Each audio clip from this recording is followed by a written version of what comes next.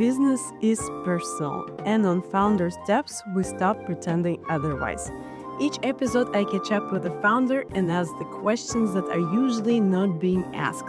As a result, a deep, profound business insight, because now you can understand who is behind the business and understand the deeper why, not just the facts that you can Google. So follow for more and let's go. Ooh. Hi there. First of all, can you try to explain what kind of business you do, but how would you explain a kid so a kid would understand?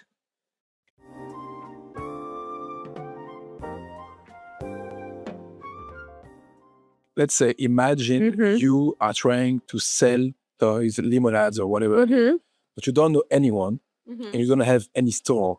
Yes. So the way you will find someone to sell this product is by knocking at their door, by calling them, sending them text messages, sending them emails. Yes. And so essentially the whole idea is that you will be talking to some people that could be interested in your toys. My business is allowing you to talk to way more strangers than you could in any given time frame. And this is still too complicated for kids. But it's like it means it's almost a magic wand that means now you can knock at 100 doors where for the time it took you to knock at 5 doors, for example.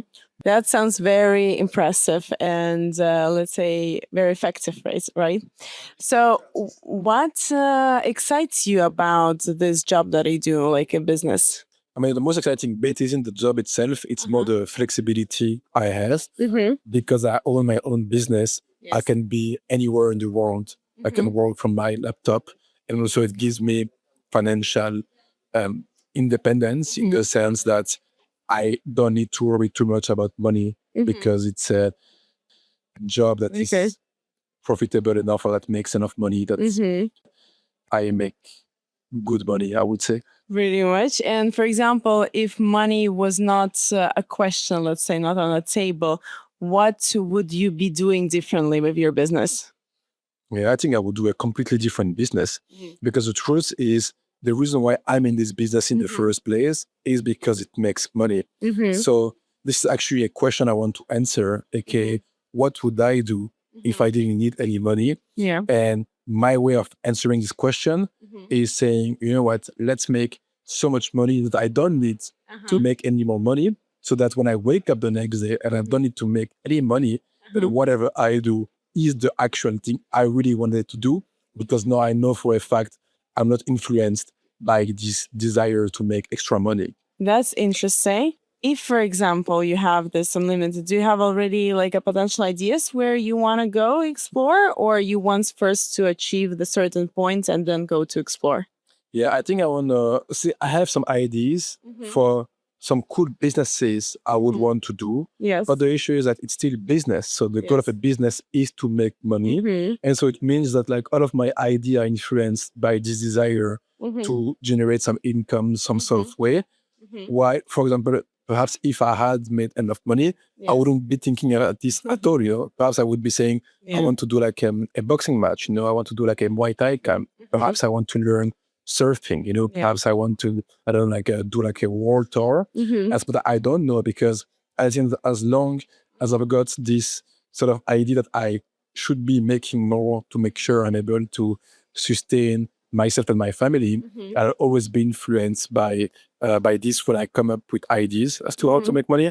So I feel like the first step is go and making the money, and then I figure it out second steps. Okay. Yeah, that actually makes a lot of sense. And I do like that you, I would say, stress out the importance of the business as a money-making tool, right? Because I talk with a lot of founders, and some founders are like, oh, like you just need to like, do what you love and then like, make money. But like, I think the real money is made when you actually approach it, not because you love the project or you love, like, you get excited about it or whatever, but because you see the hard numbers, you see what opportunities it brings, and you know how to, like, double it down. Yeah.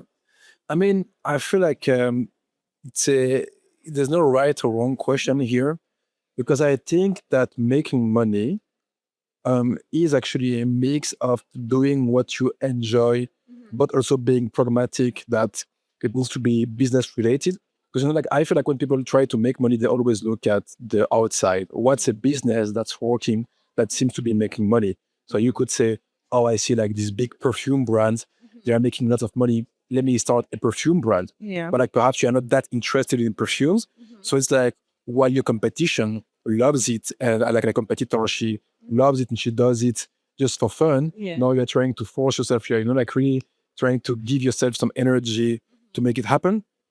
And so I think that like this is the thing is if you want to be making money and if you look at all of the people who make a lot of money, it's not just like one discipline. You've got business people that make a lot of money, but you also have athletes, Formula One drivers, have singers. You have all kind of people who make money across all kind of disciplines. Yes. And the common point between all of these people isn't what they do, aka what's their industry, what's their business, what's their occupation, is the fact that they are the best at what they do. And I think that if you want to be the best at what you do, you need to be doing something more intensively than any other people for like a way more extended period of time. And I think it's easier to do so if you love what you do.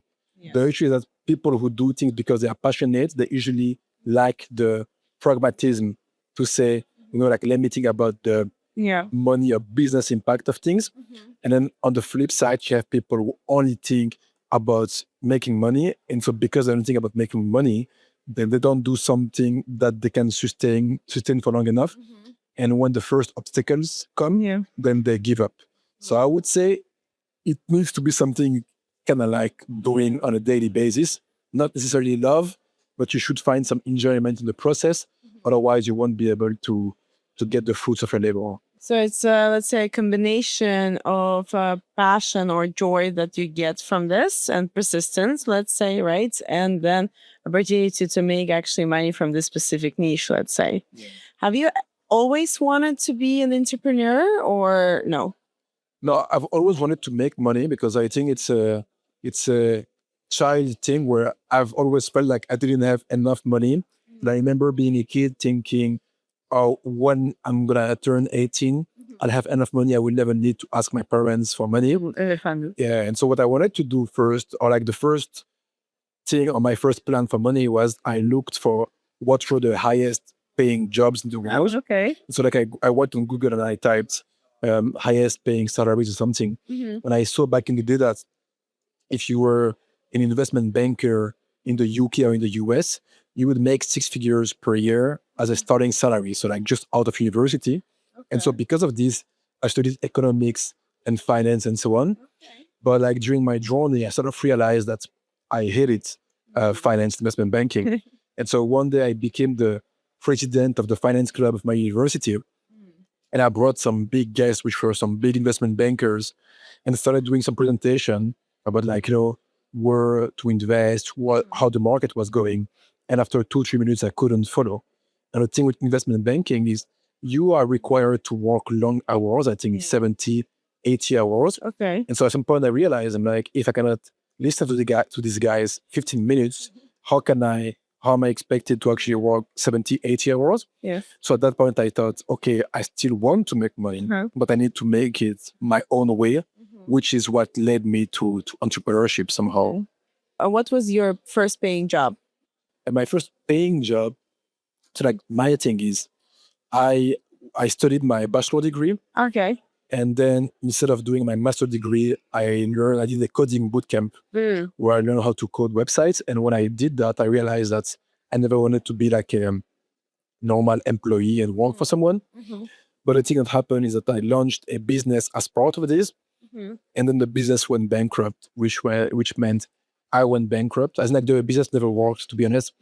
So I went bankrupt. And so I had to go and find a jobs. And so one of my first job was that I was selling GPS trackers for cats and dogs. And how many businesses have you started? I started 7 businesses. How many of them succeeded? So actually I tried 8 businesses, sorry, because one succeeded. Actually. Okay. Yeah. Okay, so Yeah, I failed 7 businesses, tried 8. Okay, that's actually not too bad of statistics, to be honest, because I think everybody has several attempts before the success. I had 6 ventures. Six? Yeah, six. Okay. Well, 2 succeeded. Learning experience from your other attempts. Which learnings have you got yourself through, like, let's say failures or like, let's say learnings? Failing in business is like a shameful thing. Yeah. Right? It's like, oh, you failed, and then like people are like, oh, this was a stupid idea anyways. But the thing is, for me, I realized it like, but way, way later down the line, that like this failure actually what allowed me to succeed later down the line. Sure. Because for example, like I had a clothing brand, and via the clothing brand, I learned marketing, I learned how to build websites, and then I had like this lottery business where I was trying to sell tickets, and the way I was trying to sell tickets for this lottery business was via Facebook ads.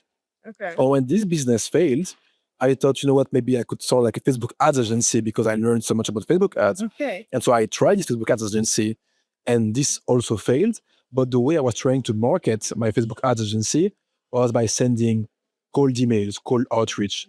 And then my business, which now generates over 6 million, it's like around 7 million per year, is actually a business that automates the cold outreach. So this is where you realize that you just like accumulate those skills up to a point where at some point you just know so much, it becomes way more difficult to fail. And so as long as you are getting something, you're extracting and learning from each failure, then like failure isn't some sort of set destination where you say, I should stop. It actually serves as a compass that re-guides you towards something that could work, you know? I would say that's very powerful, especially the fact that actually you kind of pivoted right from one project to another, and like let's say one thing actually led to another, right? And for example, why you think this business that you're doing now succeeded comparing to others? First, it wasn't that obvious for me to launch a business. So I don't know, for example, like I launched a clothing brand, and I've talked with a lot of entrepreneurs, and many entrepreneurs launched a clothing brand as a first business. It's really because like, why would you launch a clothing brand? It's like, oh, you think you are sort of stylish, so you think, my style, you know, like my sense of style is good enough that I could be making lots of money by just like having people like dress the way I think they should dress. And so like you look for like the most obvious business idea because you only think about what you know. And then you realize that like it's an extremely tough business to make work. Low margins. Exactly. And the issue is that like you were just not that experienced in business. And so, okay, you do like the first thing. I only know about, I know clothes. I buy iPhones. I buy whatever. I cannot do iPhone, but perhaps clothes I can do, right? But then as you get exposed to business by doing business, you see lots of different things. So you are exposed to many ways people make money. By launching a clothing brand, I realized that like I had to build a Shopify website. So like launching a Shopify website means like some people like are building the Shopify website. So I know some people make money by building these websites. Some people are running the ads for these Shopify owners. So you could be running ads, you know. Some people are taking care of like the packaging and the sending of these materials. So now you are exposed to so many businesses. Now at some point it becomes a game of, or a question of, you've been exposed to hundreds of different business models. Perhaps there's one that's very well suited to you. And so like the sort of combination of you learn more as you try business, plus you're exposed to so many different things, means that you end up having way more odds of landing on something that could work in the end. Yeah, that's for sure. So it's a lot about, let's say, learning experiences and seeing where you are the best fit, let's say, for the job. And it's like a bit of trying and failing. It's like when you try 8 businesses, actually, any could have worked, but you never know what can work, right? So if you try enough times, something that is gonna work. Why did my 8th business work and not my 4th business? Perhaps there was timing, perhaps there was luck involved, perhaps I was smarter, perhaps I gave up later down the line. You know, one thing is a lot of the businesses I failed, I say I failed, but I gave up after 2 months. But the business I succeeded, it took more than 2 months for it to start working. So is it that I actually failed, or is it that I gave up too early? It's like super difficult to say. What I think is that, you know, if you as Alex Hormozy has the sentence, he says, you cannot fail if you do not quit. And I think it works both for the business you're launching right now, aka like really trying to make it work, but also just your journey as an entrepreneur as a whole, aka saying, if I keep trying and I keep learning, then given a long enough time frame, there's something that's gonna work. Like it has to work. For example, if we take the business experiences, what is the toughest decision you ever made in the business? The reason why I'm struggling to answer this question is because I don't think I've ever done any decision that I thought were too tough. Like I remember some moments that were a bit tough. For example, the first time I had to fire an employee, because it's like then you wake up on that day and you know you're gonna be ruining someone's day, which is sort of ruining your day. But you cannot feel bad about yourself because you're gonna be ruining their day more than that. And so I think that like there are some things in business that you need to do, which are a bit tough because it's just part of, if you just keep paying people that don't do a good job, then you are putting the entirety of the business at risk. But aside from that, I feel like everything was pretty straightforward to me. And do you think there is a big difference between, let's say, entrepreneurs who succeeds and who fails?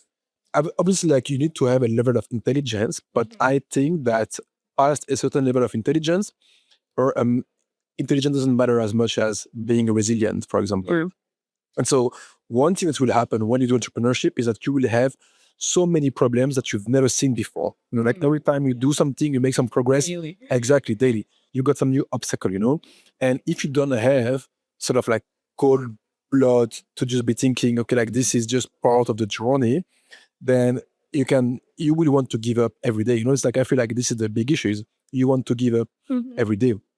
But then one way I like to think about it is, if it were easy, everybody would be doing it, right? And so every time you land on some obstacle, instead of thinking, oh no, another problem, you should be trying to think, oh yes, a problem. Because if there's a problem, it means that all of the people who had the same idea you had, or not all of them, but like a big chunk of them, have already given up. So every issue, every obstacle is an opportunity to actually push and have less competition. So imagine if you had 100 people that had the exact same idea you have, and now like after a month, there's like an issue, and like these 100 people get this issue, then now perhaps 50 of them, they are gone, right? Okay, now you only have 50 playing this game. Now like month two, another big issue. You have half of them that are gone. And if you just like continue and have this mentality of oh yes, an obstacle, this means less competition, then like every problem becomes an opportunity to actually be on a category of one. And so if you can really push through all of these issues and be resilient enough, then you'll come to a point where almost nobody, or like very few businesses, will have gone through as many issues and fixed these issues, which will be in a position where you'll be able to extract the value of a specific industry or a specific space, because now there's like way less competition. I like that. I like the mentality of using the challenge as opportunity because, as you said, entrepreneurs do face a lot of challenges on a daily basis. And one of my friends said, like, entrepreneurship is like a daily problem solving, let's say. And you need to be like, open for that, right? And like, maybe be even excited about it as like seeing that as a opportunity. To be excited about it, but like this is the yeah, I like that. And you also mentioned that at a certain point you realized that you didn't want it to, work for somebody. And then the question to you, what is the most exciting and interesting part about being an entrepreneur for you is opposite as being an employee? For me, it's the freedom. Like I realized when I was in high school, I wasn't a good student because You was not or was? I was not. Okay. So in primary school, I was a very good student, and in high school, I was a very bad student. Bad boy. I think I skipped a year because I wasn't studying, and but and I wasn't like the best student in terms of I'm I don't know, a good listening student. And I think it's because you have to do things a certain way. Yeah. Like you had to come at a specific time, and then like at a specific time, and then you had to listen to classes. And it was like difficult given the constraints of how things were done. It was difficult for me to have some interest in the topics that were taught. Then when I came to university, we were not obliged to go to class, which means I didn't have to like sit through lots of lectures, and I could organize my time a bit differently. So instead of like sitting through classes and having to learn the material in 1 hour, I would go and like read the books myself. I would like take some advance, I would organize my time my own way. And I sort of realized that the most optimal way for me to organize my time isn't the most optimal way for someone else to organize their time. But the issue is that when you have standard sort of jobs or like standard sort of schools where you have some obligations, then you are required to be productive between 9 a.m. and 5 p.m. But what if my burst of creativity happens at 11 p.m.? So now it means I have to do like this full-time day, and I'm super tired from my day of work. And then now, like at 11 p.m., like I should just like give up on this idea that I had. And so I feel like everybody has some sort of like different way of working. And the thing is, some people like constraints because if some people are not told what they need to do, they'll just be doing nothing. And otherwise, like they will not be able to figure out what they should work on. But for me, it's the opposite. It's like I need to be creating my own schedule. I need to be where I want to be. And so I feel like the freedom to organize work the way I think is the most efficient for me personally is my favorite thing. So that means that like some days I could wake up and then I don't feel bad on that. I don't feel good on that day. I'm just not doing any work. I'm just gonna be doing work tomorrow. But then that means that like on Sunday I'm gonna be working. And I like to do things when people are not doing things. So for example, like you go during the week, do some shopping in the middle of Barcelona because then the streets are empty. And on Sunday you go to the office and the office is empty. And this is actually way more productive. And so this is sort of what I love most about entrepreneurship is the freedom of it. Awesome. And the freedom of, let's say, exploit your own creativity and time to your own benefits. I like it. And if we'll start talking about like the time constraints of entrepreneurship, the question for you, do you believe in this 4-hour working week paradigm that some are trying to push forward? I don't believe in it. It's like some people, they say, I quit my job because I didn't like working 8 hours a day. So I didn't like working 8 hours a day. So now I work 14. But like, but it's my decision, right?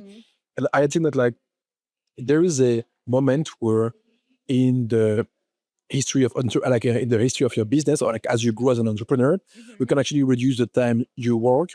But that's definitely not the beginning. In the beginning, your highest leverage is your time. Because if you're an entrepreneur, usually you start with zero money, but lots of free time.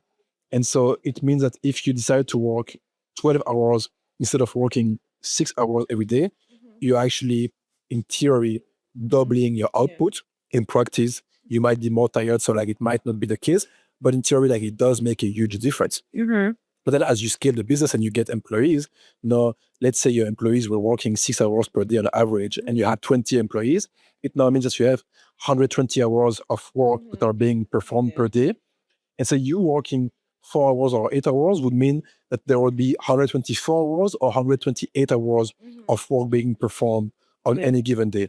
And so like here you see it doesn't make a huge difference, which means that now the biggest leverage or the most important thing for you is how do you guide these 120 hours towards the right direction? Because it's more important to you that like everybody does the job that they are supposed to do versus you being able to squeeze an extra 3-4 hours. So in theory, you could come to a point where now you work less hours, but in practice, I don't think that like 4 hours, it's like you said, 4 hour work week actually. Not even, week. That's gonna be. yeah, because like I think that even like 4 hour work day aren't realistic, at least for the first few years for most entrepreneurs. So work week, definitely not. Yeah, I also don't believe in this. I know that some people are like, say, for example, they don't want to work for somebody and they have this glamorous picture of entrepreneurs that they're just sipping margaritas on a yacht and just enjoying their time while everybody work, make the work done. But this is completely not true, especially in the first few years. You need to put a lot of work and time into that to make it happen. Maybe later on when you start investing as well, right? When money starts working for you as well, Probably it can be true, but maybe closer to retirement or something. I think as an entrepreneur, you actually work for. They make the joke is like, say for example, I have an agency. Yeah. So having an agency means that like you have lots of high ticket clients, and so in the beginning, I was servicing these clients myself. So I used to have one job, but then I had 6 clients, and so it's like, you quit one job and now you have 6 bosses because like they're all asking you to do stuff. But then like what happens that you work for your clients, but you also work for your employees, right? Because it's like now me being the CEO of the business, one thing I'm doing is that I'm creating content, I'm creating campaigns, I'm trying to generate leads for the business so that I have enough leads that then my company can service. Like there are some issues that you need to solve. So like you are helping like employees solve some of these issues. So like you end up having way, way more people to report to. Yeah. Because if an employee sends you a message, you're not gonna be not responding to them for weeks, Yeah, it's likewise for clients and partners and the people who engage with the content. And so it's actually way more intensive than you think. The If you could just be on a call a couple of hours a day and be on a yacht, once again everybody would be doing it. But the amount of hours it require to be on this yacht is insane. Actually, I don't even know. I'm not on this yachts just yet. So Not just yet. How many years, by the way, you're doing this business? now it's 3 years full time. Okay, awesome. And how about the balance, work-life balance? Do you have one? Like, how much are you satisfied with your life, for example, at this particular moment, in terms of like you're outside of work? I think work-life balance is achievable, not in the beginning. When you are starting something new, you will need to exert an insane amount of energy. I like this analogy of trying to push a car that's like not moving. Like if you just want the car to start moving, you need to push like extremely intensively. While if there is a car that's already moving and you're trying to have it move faster, like it doesn't necessitate as much energy to have it move faster. Yeah. And so like lucky that when say the kill happened, I was in the we just need to push the car faster, and I have some people to help me push the car. But you need to be prepared in the beginning if you want things to work. The work-life balance, I don't think exists in the beginning of a business. Yeah. Yeah, you will need to be all into that, right? Okay, and if we talk about the scaling, for example, of your business, can you track down like maybe a decision or like what helped you to scale your business, like maybe specific thing? For me, like the biggest thing is starting to post on LinkedIn. So when I started the business, I found my first clients through outbound because this is what I was doing. So it's like I'm finding clients using the mechanism I'm selling. So I'm reaching out to some strangers and then convincing them that this works. And the proof that this works is that they are talking to me, right? So if you say, "Oh, how can I know this is gonna work?" I'm like, "Yeah, but like you are talking to me, right?" So I'm saying I'm gonna put you in touch with decision makers. Now you know it's gonna work. And then at some point in time, I just thought, I think it'd be a higher leverage. I'd have a higher leverage if I were building a brand on top of what I'm doing. Yeah. Because the thing is, when you're reaching out to strangers on the internet, one thing to do is to check you out. Yes. Who the fuck is this guy sending me an email? And if they find nothing on you, then they think, okay, I don't know if I'm gonna work with this guy. But like, imagine I'm emailing you and I'm telling you I have the best cold email services, and you see me creating content explaining how I do this, and you see every day hundreds of people interacting with the content, saying in the comments, "Oh, this is smart," or blah blah. And like you'll be way more likely to trust me. Yeah. And so for me, like the biggest shift is when I started posting on LinkedIn. I first did this to generate trust, so that when I would be emailing strangers, they would think, "Oh, okay, like this guy knows what he's talking about." But then what ended up happening is that it really became a machine that on its own started generating leads and clients and so on. Bounds now. Inbound leads, exactly, inbound. And so and so on LinkedIn, say my team now generates above 2 million impressions per month. So which means that like every month we get like 100 qualified meetings, and the meetings we get are people who have been very much exposed to what we do. So like they have a lot of context on how we can help them, because they've been consuming the content for all this time. And so I believe that like one of the highest leverage activity you can do in B2B is posting on LinkedIn. Basically building your personal brand. Yeah, building a personal brand, but obviously like you want to keep in mind that the way you build your brand has to translate to business conversations. And so you cannot be posting cute pictures of your dog on game. This can get you likes, but it's not what's gonna get you. Unless you would like what walking my dog taught me in B2B business. I know the guy who you know the guy who like about the wedding day, right? Yeah, it's Brian Shankman. Actually, shout out to this guy. Actually, everybody made fun of him, but this guy is actually a very smart guy. And I met him before he made the proposal, where he asked his girlfriend to marry him, and then like did this post that was like the most memed post in LinkedIn. Yeah. But actually, it's a guy that works in the same industry, does some outbound kind of stuff, as a super funny guy. I think like he even made fun of himself after his whole joke. But do you think like this was intentionally? He was like kind of making fun of it, right, as well, or not? Or he was serious? Oh, okay. I think yeah. I think as you, I mean, LinkedIn is a funny platform, right? I love to say LinkedIn is the cringiest platform on earth, which is the reason why it's the best opportunity in B2B. Yeah, it is. Because you got a combination of everybody posts like some bizarre, like random content, but at the same time, if you have a job and you scroll Facebook, Instagram, and TikTok, your boss is going to be like, what the fuck are you doing? But imagine you are on LinkedIn, you can pretend that you are trying to hire people, like trying to evaluate service as professionals, right? So it's the only platform that professionals can browse on their day-to-day. Yes. And at the same time, it has some low-quality content. So like if you push the quality of the content to some extent, it's like it's easy to stand out. And at the same time, you have lots of people with budget. And so I think it's great. So I don't think he made it on purpose. I think it's just like the overall quality of the platform is not that great. That might be true. That's funny. Yeah, but true. But opportunities are amazing. If we can also highlight like a proudest moment of yours in terms of your life, what you're the most proud of? My proudest moment in life is, so just for context, I come from a family of 4 boys, so my mom had 2 times twins. Oh, wow. Wow. Yeah. So I have a twin brother who's a singer. He actually performed at The Voice in Belgium, and he had like 3 judges to turn, and he actually went a bit far in the competition. And I have 2 little brothers, Julien and Simon. But around 6 years ago, one of my little brother passed away, Simon. But say like 1-2 years before he passed away, he was like a bit depressive. So he had some suicidal thoughts, and he'd always wanted to, like he was talking about killing himself and all of these things. And like we were very scared with my family because we were like, yeah, at any given time something could happen and so on. And one day I just talked to him and I said, hey, Simon, you know what? Like we were living in Belgium. I was like, hey, you know what? You're depressed. But like I'm also depressed in Belgium. Belgium is super lame. I don't like this country.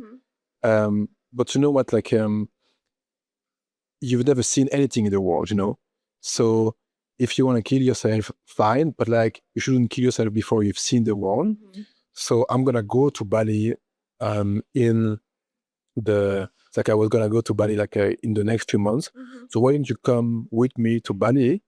Just like stay a few months, and if you still want to kill yourself, then do it. I won't say anything, It was like, oh yeah, this is actually a good idea. And so he ended up coming with me. I paid for him for the trip and so on. And like in Bali, we did lots of activities. We did some surfing. It was actually super shit at surfing, but we did lots of stuff. And one day, I think we were like just drinking in Bali. We were like doing some small party, and he came to me and he said, "Yeah, Misha, I don't want to kill myself anymore." And I think for me, like this is my proudest moment. I don't think that nothing could ever equal this, because I remember thinking like, or like I did it. Yeah. Unfortunately, like 1 year and a half later, he died of cancer. It was like a bit unrelated, but one of the things that allowed me to go through this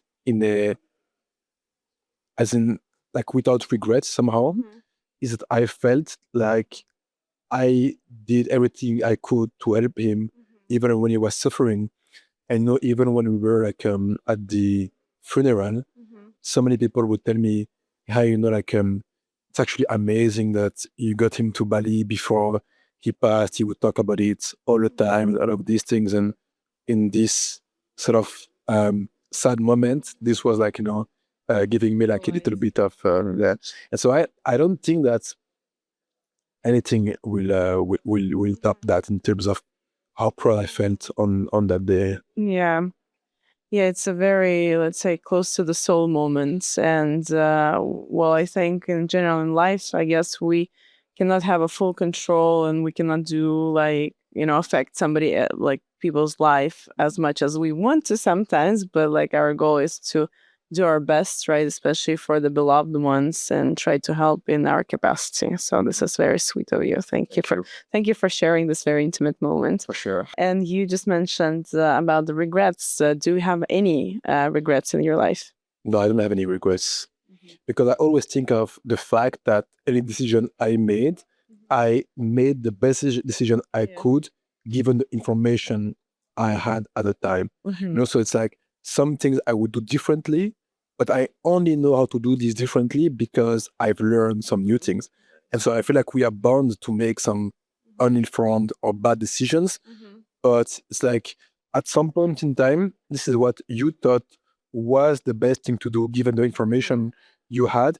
And this ended up actually teaching you the things that you need to do a better decision next time.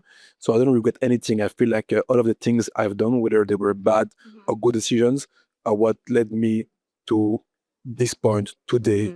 And I'm pretty happy with where my life is at the moment. Amazing. And the question, it's a little bit deeper. Let's try to unlock that one. So I'm just curious, do you think, for example, we have a destiny as people in general, and we follow the footsteps of our destiny? Or we, like, for example, if we go to the first path, like all decisions are made by us, are kind of controlled by our destiny? Or another way is that maybe you believe in that we are in control of our destiny and we can make decisions, and based on our decision, we can come to different endings, let's say. I think we are, as in like, no one is in control of their destiny. Okay, it's like we are partly in control of our destiny because we can control our inputs, but we can never know for sure control the outcomes, the outputs of what we do. But I believe that like you largely influence what happens to you in life. And obviously like many of us, like some of us are born with like more unfair circumstances. So we are not equal in terms of the opportunities we are dealt. But I think that like there is such a thing as sort of like failing your life in some ways. When the man you are meets the man you could have been, then you don't want these two things to be like too different.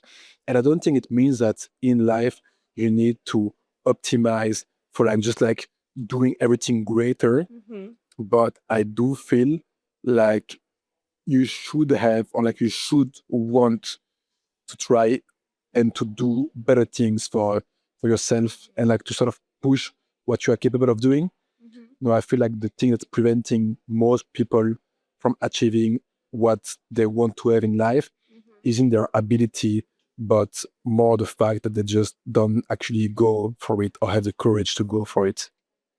Okay, I love it. And the last question, who are just beginning entrepreneurship journey, or for example, maybe they've been doing for a while but haven't succeeded yet.